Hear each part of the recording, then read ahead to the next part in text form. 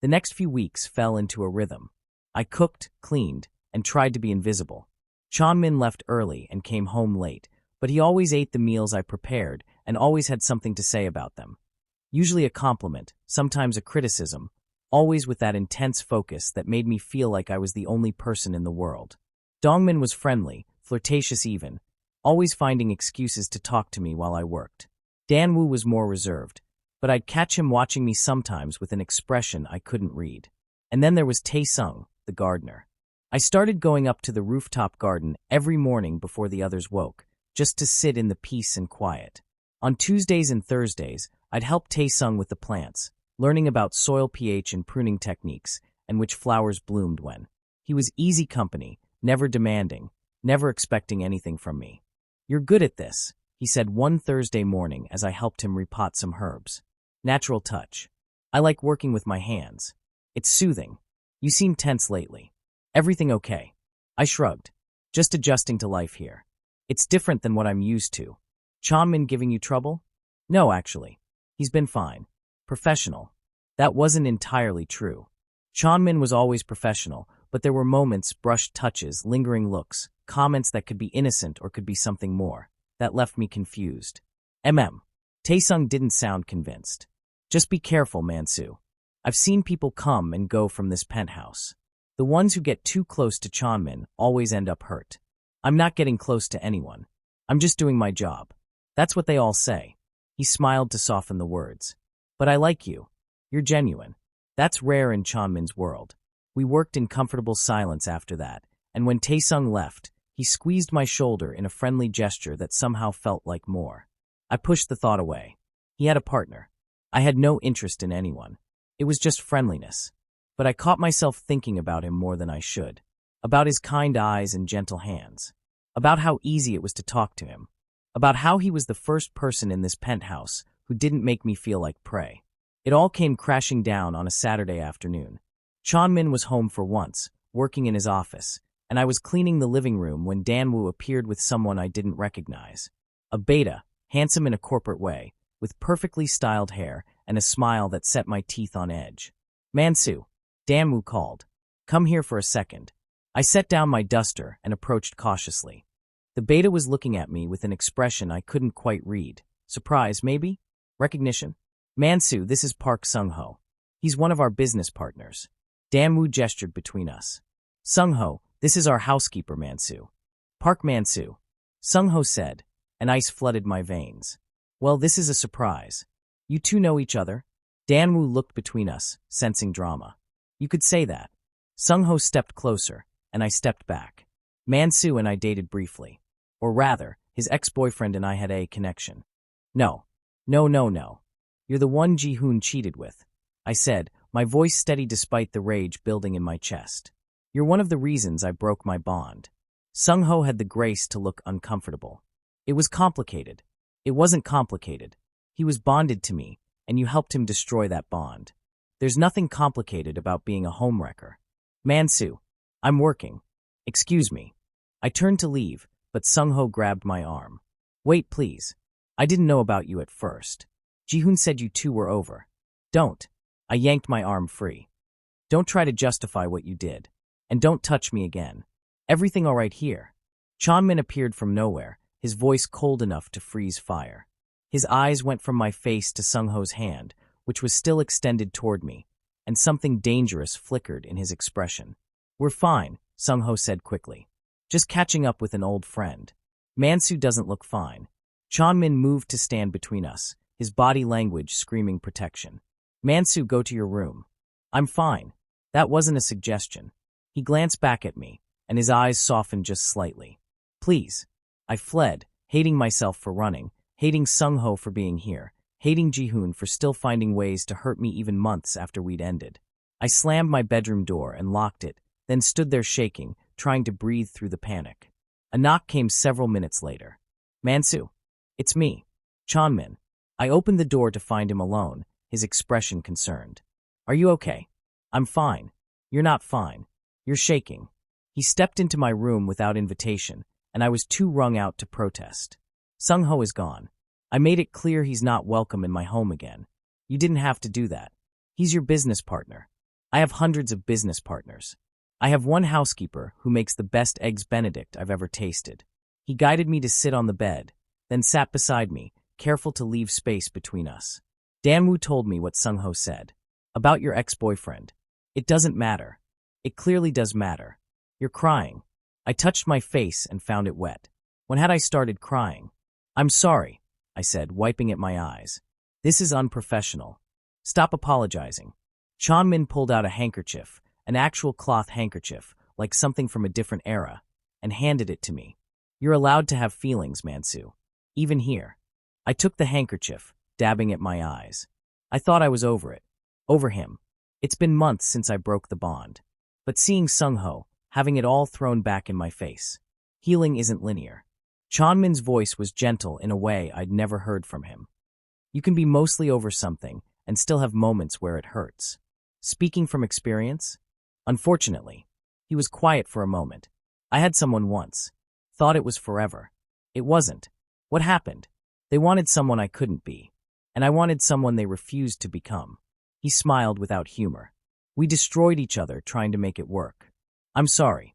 Don't be. It taught me valuable lessons. Like recognizing when someone is worth fighting for and when they're not. He stood, moving toward the door. Rest tonight. I'll order takeout for dinner. Chanmin. He paused, looking back. Thank you. For everything. You're welcome, little butterfly. Something soft crossed his face. And Mansu, you were right to break your bond. Anyone who would cheat on you is a fool who didn't deserve you in the first place. He left me alone with those words echoing in my head, and for the first time since arriving at the penthouse, I felt like maybe, just maybe, this place might not be so bad after all. Minki came to visit on my next Sunday off, bearing soju and gossip. You look good, he said, sprawling on my bed like he owned it. This fancy living agrees with you. It's just been a month. A month of not stressing about rent, of eating actual food instead of ramen every night, of sleeping in a bed that doesn't have springs poking you. He gestured around my room. This is bigger than my entire apartment, Mansu. You're living the dream. It's not a dream. It's a job. But I couldn't deny that the constant low-level anxiety about money had faded. I was saving most of my salary, barely spending anything since room and board were covered. For the first time in my adult life, I felt financially stable. How's the mysterious alpha boss? Minki asked, waggling his eyebrows. Still calling you little butterfly? Yes, and it's still annoying. Amham. And does this annoyance make your heart race and your cheeks flush? Minki. I'm just saying, from the way you talk about him in your texts, there's something there. Admit it. I threw a pillow at him. There's nothing there. He's my boss. I'm his employee. That's all. But you think he's attractive. Everyone thinks he's attractive. That doesn't mean anything. Minki grinned like a cat with a mouse. So you do think he's attractive. I hate you. No, you don't. You love me, which is why you're going to tell me everything. Start from the beginning. Leave nothing out. So I did. I told him about the penthouse, about Dongmin and Danwoo, about Taesung and the garden. I told him about the incident with Sung-ho and how Chanmin had defended me. I left out the way Chanmin's presence made my skin feel too tight, the way his rare smiles made something flutter in my chest, the way I'd started looking forward to his homecomings. You like him, Minki said when I finished. I don't. Mansu, you just spent 30 minutes talking about him. How he defended you, how he brings you handkerchiefs, how he compliments your cooking. You. Like. Him. Even if I did, which I don't, it wouldn't matter. I'm not looking for a relationship. Especially not with my boss. Especially not with an alpha. I grabbed the soju bottle and took a long drink. I'm done with all of that. You can't close yourself off forever. Watch me. I passed him the bottle. Besides, even if I was interested, which I'm not, Chanmin sees me as an employee. Nothing more. Is that why he kicked out his business partner for upsetting you? Is that why he gave you a pet name? Is that why he notices when you're in the garden? Minki shook his head. Mansu, for someone so smart, you can be incredibly dense. There's nothing to be dense about. This is a job. He's my boss. End of story.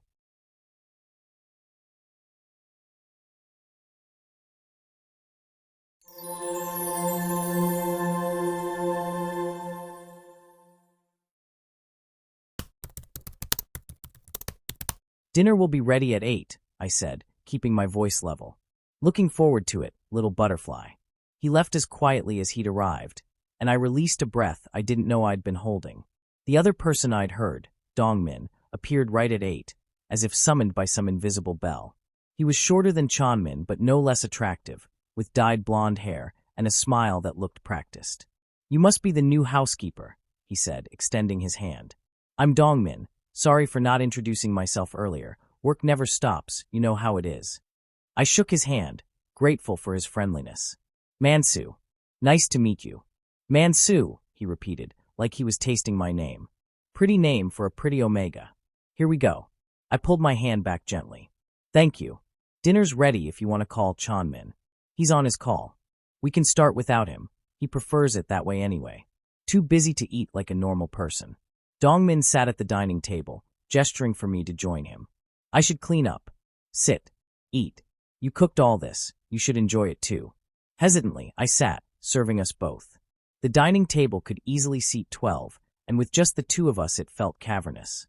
"So," Dongmin said, digging into the japchae, "what brings you to Chanmin's penthouse?" "Most people run away screaming within a week. I needed a job and a place to live. This provided both." "Fair enough." He studied me with eyes that saw too much. "You're very pretty, you know." I bet Chanmin noticed that right away. He hired me for my cooking skills, not my looks. Dongmin laughed. "Chanmin doesn't hire anyone for just one reason. Trust me, he has plans." "Plans?" Unease prickled down my spine. "Don't worry about it. I'm just teasing." But something in his expression suggested he wasn't entirely joking. "How old are you, Mansu?" 24. "Young. Chanmin likes them young." He took a drink of water, watching my reaction. "You have a boyfriend? Girlfriend? Complicated situationship?" "No." "Good. Chanmin doesn't like complications." I was beginning to understand what Ms. Yun meant about these two being interesting. "Are you and Chanmin?" I left the question hanging. "Involved?" Dongmin's smile turned sharp. "We were. Once. Ancient history now. Though some feelings don't entirely disappear, do they?" Before I could respond, Chanmin entered, still on his phone. He hung up as he sat down, his eyes moving from Dongmin to me and back again. "What are we talking about?" "Just getting to know our new housekeeper," Dongmin said innocently. "Mansu's a good cook." Chanmin tried the japchae, and I held my breath waiting for his verdict. He ate slowly, deliberately, then nodded once. "Acceptable. Tomorrow, make something different. I'm bored of traditional breakfasts." "Acceptable. Not good, not excellent. Acceptable." I swallowed my disappointment. "Any preferences?" "Surprise me." He met my eyes across the table. "You can do that, can't you, little butterfly?" "Yes." The rest of dinner passed in tense silence, broken only by occasional comments about work I didn't understand. I cleared the plates when they finished, and Chanmin disappeared back into his office without another word. Dongmin lingered, watching me load the dishwasher. "Word of advice," he said softly. "Chanmin might seem cold, but he's just guarded. We all are, in this house. Be careful, Mansu. It's easy to get hurt here." "I'm not planning on getting hurt. I'm planning on doing my job." Famous last words.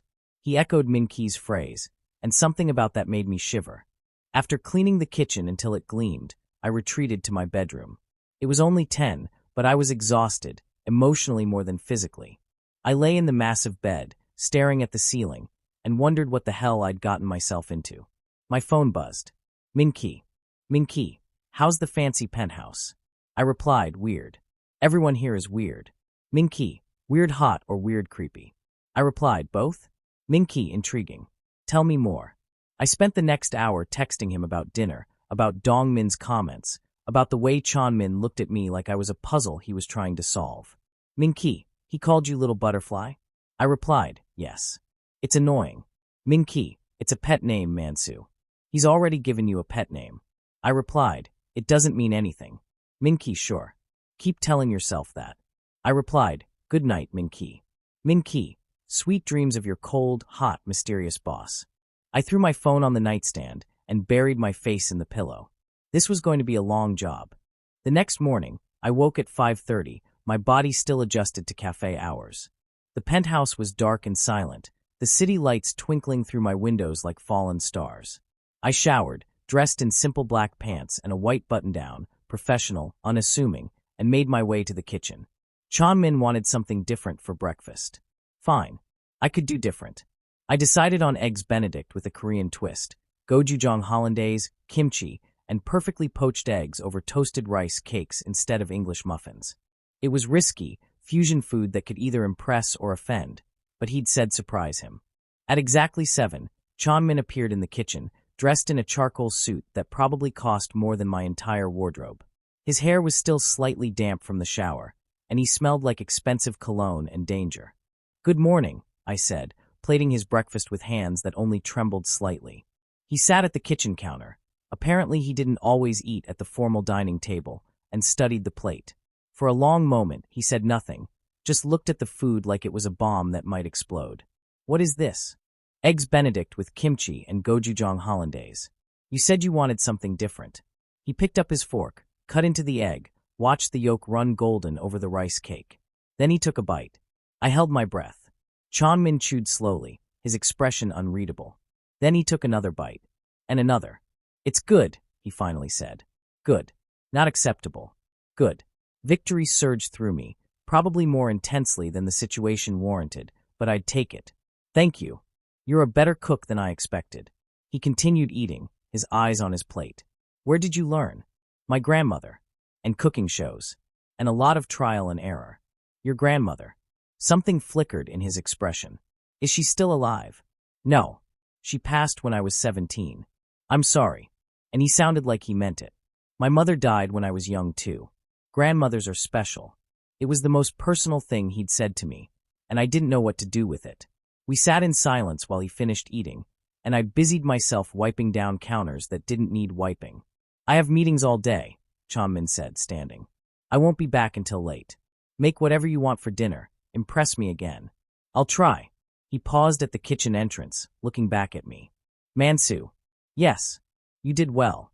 Then he was gone, leaving me alone with my racing heart and a compliment that shouldn't have mattered as much as it did. Dongmin appeared shortly after, looking rumpled and tired. "Is there coffee?" "Making some now." I started the expensive espresso machine, still figuring out all its buttons and features. "Did you want breakfast?" "Just coffee. Black. Strong enough to wake the dead." He slumped at the counter, scrolling through his phone. Chanmin seemed almost cheerful this morning. "What did you do? Slip something in his food?" "Just made breakfast." Well, whatever you did, keep doing it. He's insufferable when he's in a bad mood." Dongmin accepted the coffee gratefully. "So, Mansu. First night in the penthouse. Survive okay. The bed's comfortable." "That's one way to put it." He grinned. "No weird noises? Mysterious visitors? Ghosts of Chanmin's past conquests? Should I be expecting those things?" "With Chanmin, you should always expect the unexpected." He finished his coffee in 3 long gulps. "I'm off to the office. See you tonight, pretty Omega." Alone again, I consulted the tablet for my daily duties. Clean the living spaces, do laundry, grocery shopping for the week, prepare lunch for whoever was home. The list went on. I threw myself into work, grateful for tasks that kept my mind busy. The penthouse was enormous, and even with the cleaning service coming twice a week, there was plenty to do. I vacuumed, dusted, organized. I found myself in rooms I hadn't seen during the tour. A music room with a grand piano, an art studio with canvases covered in drop cloths, a rooftop garden I hadn't known existed. The garden was my favorite discovery. It was a small oasis of green in the middle of the concrete jungle, with carefully tended plants and flowers, a small fountain, and comfortable seating. Someone had put love into this space. Beautiful, isn't it? I spun around to find a man I didn't recognize, standing in the doorway. He was older than me, maybe early 30s, with kind eyes and dirt under his fingernails. "I'm sorry, I didn't mean to intrude." "You're not intruding. You must be the new housekeeper." "I'm Taesung, the gardener." He came forward, extending his hand. "I come twice a week to maintain the rooftop." I shook his hand, relieved to meet someone who seemed normal. "Mansu, the garden is lovely." "Thank you. It's my passion project." Chanmin doesn't care much about it, but he lets me do what I want up here. Taesung moved to check on some roses, his movements gentle and practiced. "You like plants?" "I don't know much about them, but I like being around them. It's peaceful." "It is." He smiled at me, and it was warm and genuine, nothing calculating behind it.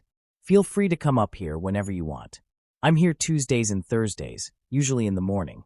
We talked while he worked, and I found myself relaxing in a way I hadn't since arriving. Taesung was easy to talk to, asking about my background without being intrusive, sharing stories about his own life. He'd been gardening for Chanmin for 3 years, he said, and before that he'd worked at a botanical garden. Do you live nearby? I asked. In Hongdae with my partner. We have a small apartment with a balcony garden, nothing like this, but it's ours.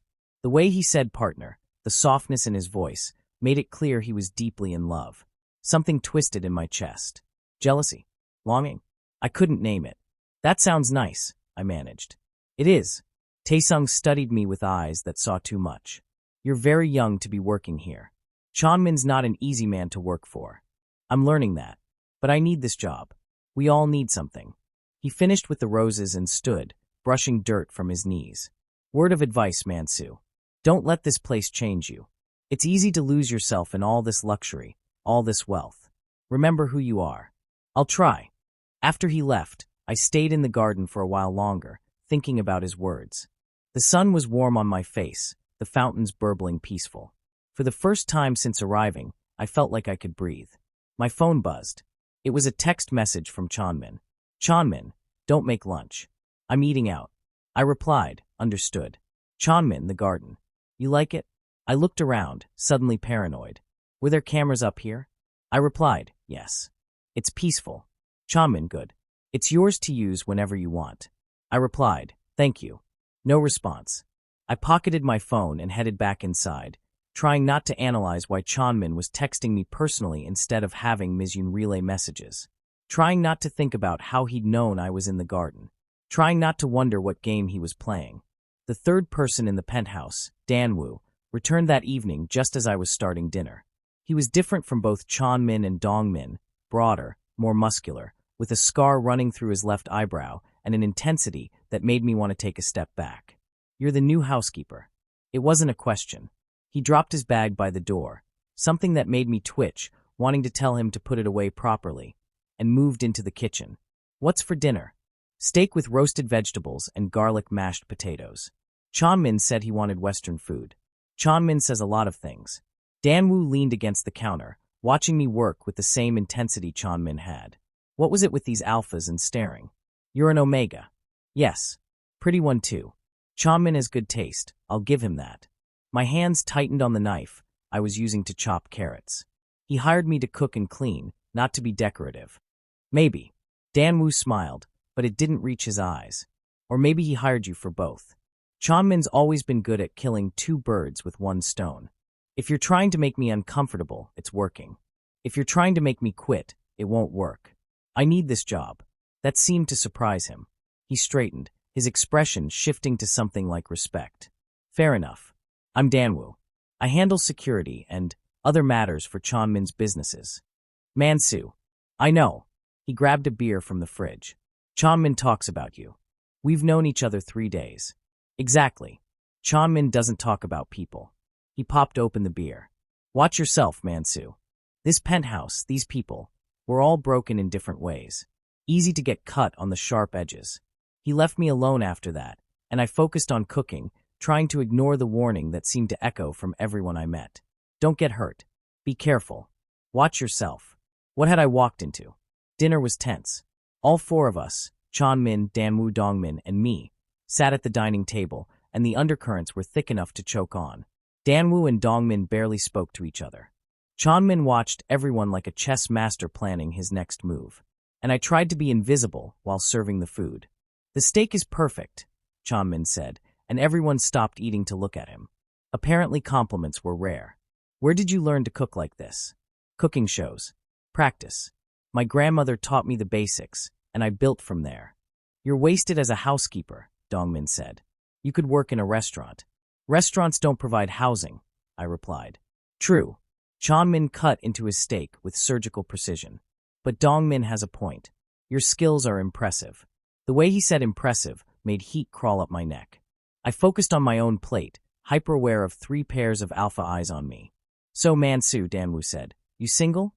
Danwoo. Chanmin's voice was sharp. Inappropriate. What? I'm just making conversation. Make different conversation. The 2 alphas stared at each other, some silent battle of wills happening that I didn't understand. Finally, Danwoo shrugged and went back to his food. Yes, I said into the silence. I'm single. By choice? Dongmin asked. By necessity. I met his eyes. I had a mate. It didn't work out. I broke the bond. Shock rippled around the table. Breaking a mate bond was serious, painful, and relatively rare. Most omegas stayed in bad bonds rather than face the agony of breaking them. That takes courage, Chanmin said softly. Or stupidity. I smiled without humor. The jury's still out.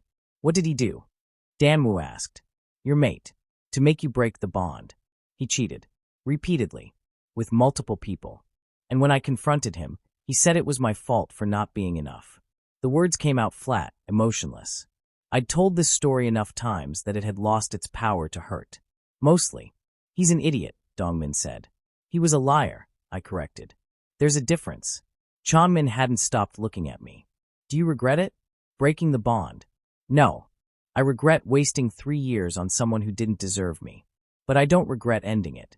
I stood, suddenly needing distance from these men and their questions. Excuse me. I need to start the dishes. I escaped to the kitchen, my hands shaking as I loaded the dishwasher. Why had I told them about Ji-hoon? These were my employers, not my friends. I didn't know them my history. Mansu. I turned to find Chanmin in the doorway. Of course. I'm sorry if the questions made you uncomfortable, he said, moving closer. They won't ask again. It's fine. I'm fine. You're shaking. I looked down at my hands, betraying me. It's been a long day. Go to bed. I'll finish the dishes. I laughed, the sound harsh. You're going to do dishes? I'm capable of cleaning up after myself. He took the plate from my hands, his fingers brushing mine. The contact sent electricity up my arm, and I jerked back. Go, little butterfly. Rest. Why do you call me that? The question burst out before I could stop it. Little butterfly. Why? Chanmin tilted his head, considering. Because you're beautiful and delicate, and look like you might fly away at any moment. And because I think you're stronger than you look, just like butterflies, fragile wings, but they migrate thousands of miles. I didn't know what to say to that. Didn't know how to respond to the man who was my boss, who was supposed to be cold and ruthless, looking at me like I was something precious. Good night, Chanmin, I managed. Good night, Mansu. I fled to my bedroom and didn't come out again that night, even when I heard voices in the living room, laughter and conversation I wasn't part of. I lay in my expensive bed, in my beautiful room, in this golden cage, and wondered how long before I started forgetting what freedom felt like.